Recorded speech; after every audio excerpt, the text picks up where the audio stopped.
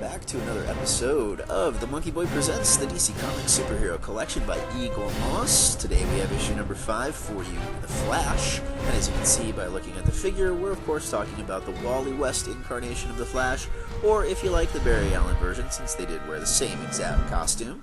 The magazine deals with both, although it does focus primarily on Wally. It also talks about Jay Garrick and Bart Allen as well, but we'll get to that when we cover the magazine, which of course we'll do first, and that tells you everything you need to know about the character, who they are, where they came from, key issues, allies and enemies, all that good stuff. We will also follow it up with a quick review of the figure itself, covering the good, the bad, the ugly. Here we go, ladies and gentlemen, diving right in to issue number 5 of the DC Comics Superhero Collection, The Flash.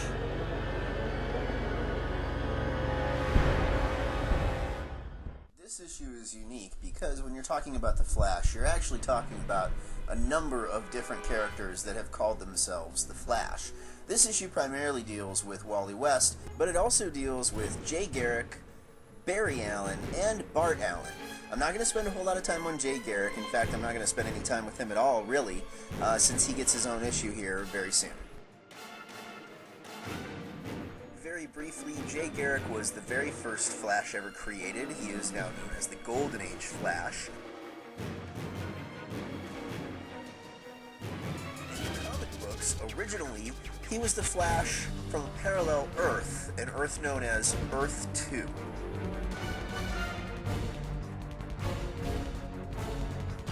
Have Barry Allen, who is the Silver Age Flash. He is also the Flash of our Earth, if you will, Earth 1 in the DC universe. Barry Allen was a forensic scientist who worked for the Central City Police Department, and one night when he was working late in his lab while a crazy thunderstorm was going on outside, a lightning bolt came through the window and caused an explosion that showered him in the chemicals that he was working with. And when he came to, he found that he could move at incredible speed. This section also talks a little bit about the Speed Force, which is what gives Barry Allen and the other speedsters in the DC universe their incredible super speed. We learned that Barry was a founding member of the Justice League of America, which is the counterpart to Earth 2's Justice Society of America. We also learn about some of Barry's enemies, who came to be known as the Rogues Gallery, primarily an enemy known as the Reverse Flash, or Professor Zoom.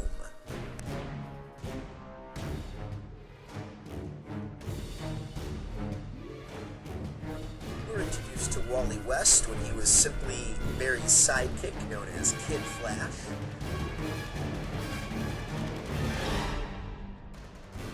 Barry is also the one who discovered there were parallel Earths. When he ran so fast, he actually managed to create conditions that allowed him to travel between worlds, and he actually discovered Earth 2 and the Flash of that Earth.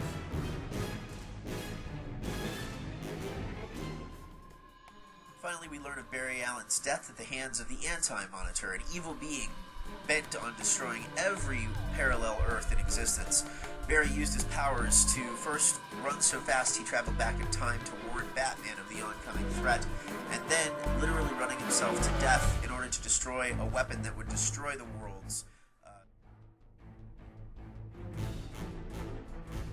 After the crisis of Infinite Earths and the rebooting of the universe into one single solitary world, we saw Wally West pick up the mantle that Barry Allen had left behind, and he became the modern-day Flash. In the post-crisis Earth, Wally continued the tradition of the Flash, taking on his enemies with the Rogues Gallery, and Jay Garrick managed to survive the crisis as well. He was now basically the original Flash who fought in the 1940s, older, grizzled, and was sort of a mentor to the original Flash, Barry Allen, in this world, and Wally, and the new incarnation of Kid Flash, also called Impulse, Bart Allen.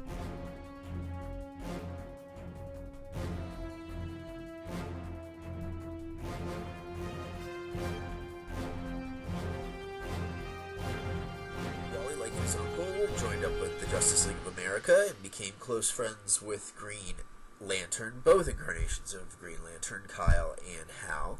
Hal, as the Spectre, actually helped him on one occasion.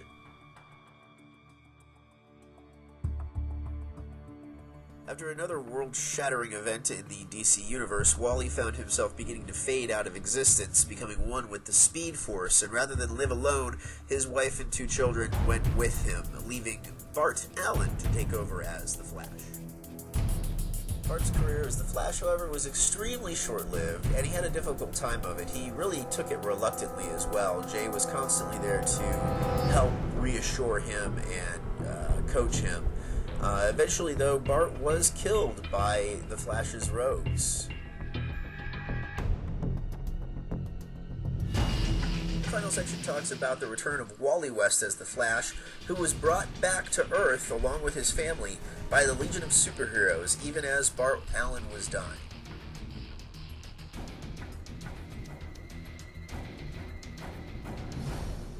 The Flash also gets 3 classic storylines to choose from. The first of these classic storylines is called The Flash of Two Worlds in 1961. This was a key issue for a number of reasons. First of all, it was the first time that a modern-day hero and a classic Golden Age hero had ever met before. It also established that there were parallel Earths. It also resulted in an annual meeting between the Justice League of America of Earth 1 and their Earth 2 counterparts, the Justice Society of America. Next up we have the Crisis on Infinite Earths, which strictly speaking isn't a Flash story, it's a DC Universe story. However, Barry Allen, the Flash at the time, was a key component, and it actually saw him sacrificing himself to help save humanity. This was also key in the DC Universe because it ended the multiverse and collapsed all of the parallel Earths into one Earth. This also established that all of these Golden Age heroes were now basically senior citizen heroes in a sense.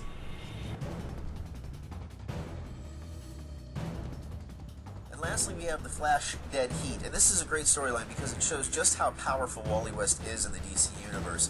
An event happens that causes all of the other super speedsters to lose their connection to the Speed Force, this energy that gives them their super speed, all except for Wally. He's left as the sole speedster to stand against this evil speedster that's trying to take over the world, basically. It's a great series because we get to see some of the other super speed characters from the Flash family, and as I said, we get to see how awesome Wally West is as the Flash.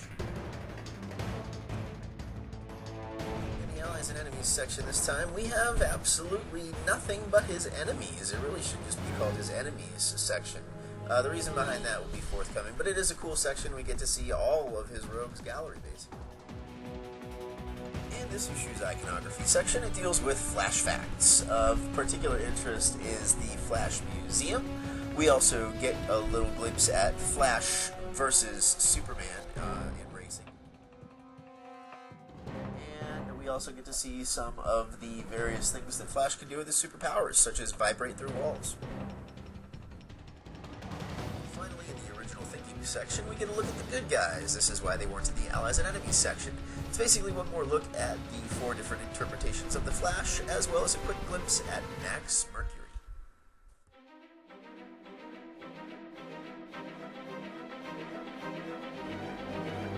Here he is, the Flash. I absolutely love this figure. It's one of my favorites. The pose, for me, is great. I think it captures him perfectly. It's such a cocky-looking attitude that he has here, which perfectly fits the Wally West, I think, Flash. He was very headstrong, very sure of himself, especially early on in his career. It goes with his hotshot attitude, you know, it's just great. It perfectly suits him.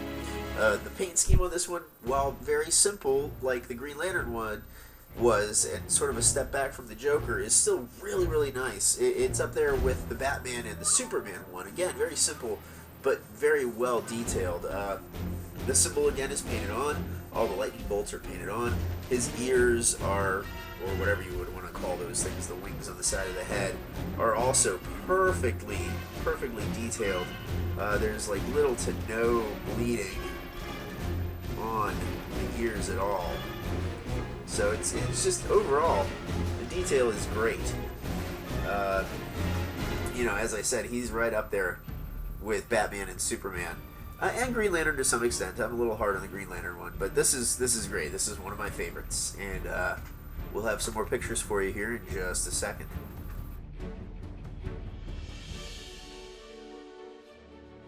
Once again, the Flash is standing atop the DC logo molded to the base, and on the bottom we have the Flash's name as well as the serial number for the figure. And just for the heck of it, I took a picture of the Jay Garrick Flash along with the modern Flash, because it's going to be a while until you see Jay Garrick again. Once again, overall, as I said before, it's a fantastic figure. One of the things I really like about it, and something they could have really screwed up, is the fact that he's in this solid red, but the shading, the shading on the musculature is fantastic, and it's one of the nicest highlights on the figure. Again, no decals, hand-painted, really a flawless paint job in my case, down to his eyes. I mean, it's really great. There's no bleeding, there's no nothing. The paint job, the pose, the level of detail, the shading especially fantastic. The bad, on mine, absolutely nothing to speak of. I can't speak for anyone else's, but mine is flawless. The ugly, absolutely nothing once again. It's a great figure. It's a great addition to the line. I'm a big fan of the Flash. I'm a big fan of this figure. And I'm a big fan of yours for tuning in to watch this. Thank you once again. I hope you tune in for the next issue. It's our very first sidekick. A quick teaser for that. I am the MonkeyBoy. Thank you for watching.